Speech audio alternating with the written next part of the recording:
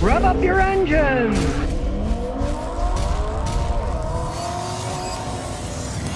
Here's a brand new 2025 Silverado. They came in second to Ford. Ford F-150 was one.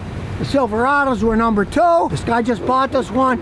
You're gonna see what you get. He had to pay $67 for it, but that's what things go for. He got every possible warranty he could because he wants to keep his vehicle, and he's paying about $1,000 a month as his payment. And that's what payments are when you get something this big. But I do have to say, that beats some of the F-150s people brought here that were $82,000. So, hey, that's what prices go for a vehicle of this size. Now, as you can see, this was set up, they all build them this way. You can get a diesel engine if you want, then you'd have two batteries instead of just one. But this is gasoline, you only need one battery in the thing. And it also doesn't have that stupid stop-start. Hey, it's annoying. People get a V8 engine because they want power. They want something that's going to last. This is the big V8. They last an awful long time. They can pull a lot. You can carry a lot in the bed. It's a real truck. Now, this has the more aggressive tires, but they're making them better than they used to. It isn't all that noisy. And this is the 2500. Look at all the fancy electronics in it. Woo, I gotta say, that's pretty fancy, right? Gigantic armrest. Look at all the stuff. There's storage under it. You can put a million things. You can charge your phone. The back seat. Hey, you could have a basketball game in the back seat. Very comfortable seats, and yes, they're fabric. This is a truck. You want to be warm in the winter, and you want to be cool in the summer. You don't want leather.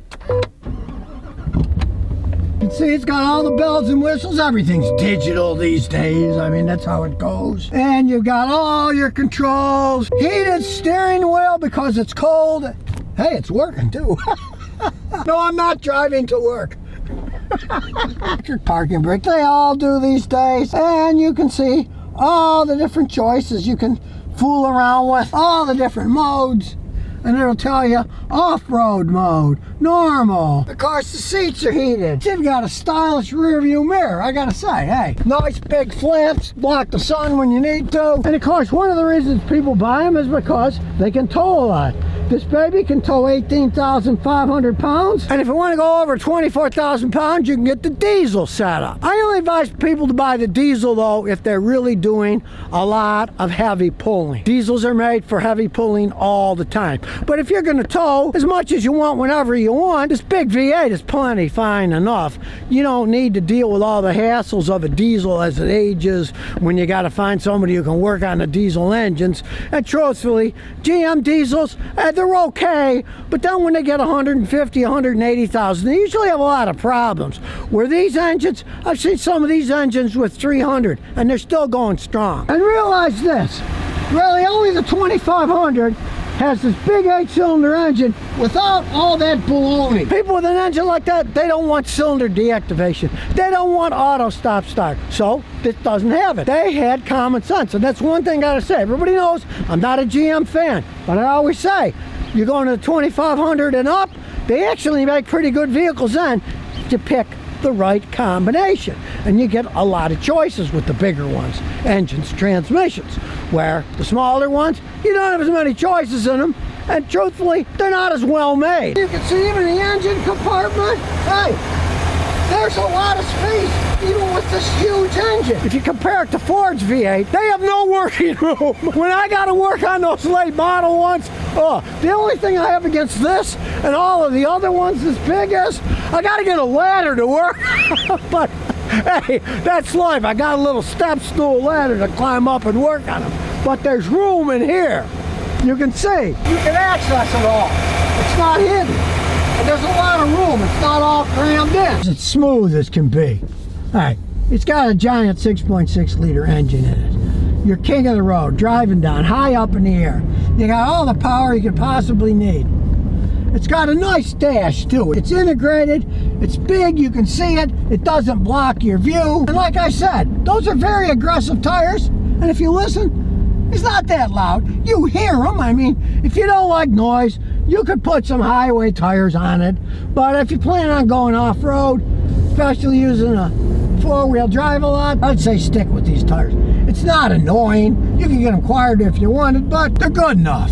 And of course, it's got the speed limit here, showing you what the speed limit is. Of course, in this truck, you probably don't want to know. How fast are you going, dear? I have no idea. Here we go down the back of road where this belongs. If the owner wasn't sitting next to me, I'd take it in that field and fly all over the place, but I don't want to ruin his new truck. Well, he said feel free, so hey, maybe we will. I don't own the land, though. Our land's too far away. All right, there's nobody behind us, and here we go. Whee! Well, the traction control could use a little work because it's spinning the tires since it's in sport mode. Yeah, this thing has plenty of power. That's why people buy these trucks. Power when you want it, comfort when you don't. Really, sitting up in this thing, I feel like I'm king of the road. Take a trip to Alaska and back if you want, but realize, like I've warned you before, okay, this is a 2500. This is not a Silverado 1500. Get the 2500. Do not get the 1500. Now, let's say you want to pass somebody. You step on the gas. Speedometer starts moving pretty quickly. Nothing beats the sound of an American V8. I don't care. They just have that sound. And hey, it handles. Look, there goes the competition in the other direction. And of course, it's got phenomenal brakes on a big truck. Now you'll notice, I'm driving like a maniac. So, there goes the miles per gallon down the toilet. We got 5.8, driving like a maniac. Well, that's better gas mileage than I got in a Shelby Cobra. It only got 3. I do have to say that heated steering wheel, man, it is warm. My wife would love this. I'm not going to tell her. She might make me buy one just for the heated steering wheel because her hands are always cold. On the other side of the airport, hey, no problem handling curves. I mean, we're up so high in the air, you just feel like you own the road. Just make sure you keep your eyes on the road because you can't see a long distance, but you really should be watching in front. And watch out for tiny vehicles. You might eat them alive and not even notice it. Now, he did buy full extended warranties because this guy flies airplanes for a living for Southwest Airlines, and he knows all the technology that's involved with all this stuff. And he's worried a little that maybe this stuff will break. So he's got a warranty to cover all that. Now, I'm normally not a big warranty guy, but in this case, probably a smart idea. You're paying all that money for a truck. Why not buy that so you'll be worry-free for a long time? Because, hey, they are complex. Everything is electronic these days.